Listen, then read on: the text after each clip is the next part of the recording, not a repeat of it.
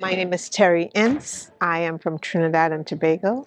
I represent the CEDAW Committee of Trinidad and Tobago, and our mission is to educate our citizens on the strength of the CEDAW Convention, and particularly the 16 substantive articles. But we also hold our governments accountable to ensure that the mandates and the recommendations that are made by the CEDAW Committee are implemented in a sustainable way in the country.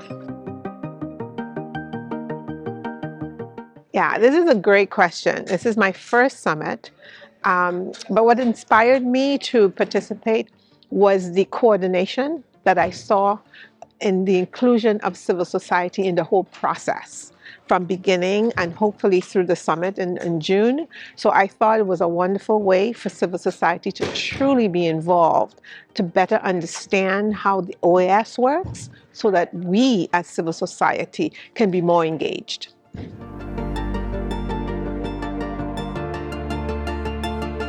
Right. Great question. Another great question. So the main challenges right now are the economies, the shrinking economies, particularly the way COVID-19 has impacted. Much of the budgets are now being shifted. So for instance, whereas some countries may have had a budget for gender or to address gender or women's issues, now many of those budgets are being diverted to other things. So we feel the shrinking economy is a biggest challenge. The other thing is the impact of climate change on our region. We are surrounded by water, and we're seeing the increase in volcano reactions. I mean, we are really being impacted by the climate change, as well as it impacts tourism, which is a big industry in our region. So climate change, shrinking economy, and continues, unfortunately, the instances of domestic violence or violence against women and girls.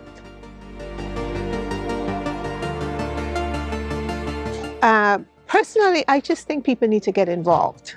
And I think that civil society, particularly because of lack of resources, tend not to be as engaged as they could be.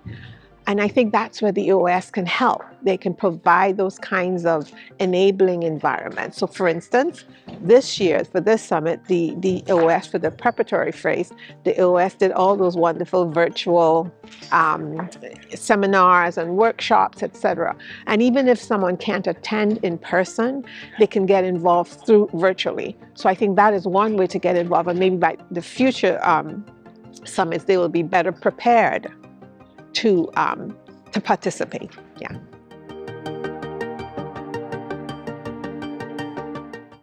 My biggest reflections. So I was most impressed with the total integration of civil society actors with the whole process, from the secretariat, even the members, the members and the way they worked in the working groups. Everyone seems to truly be engaged and working together toward the sustainable implementation of recommendations that may have been made in the past. We've come a long way, but we clearly have a lot of work to do. But it seems like people really want to get things done now. And I was impressed by that. I really plan when I get back to Trinidad to speak with other women's organizations and give them my reflections on what I experienced here, because I think it's important for civil society organizations to understand what the process is and how they can be involved. Yeah. So I had a great time. I'm glad I was able to come. And this is just a preparatory, this is just a dialogue. So hopefully we'll have another opportunity in June. And between now and June, we can get more engaged, however, in whatever ways we can, so that we'll have another wonderful time in June.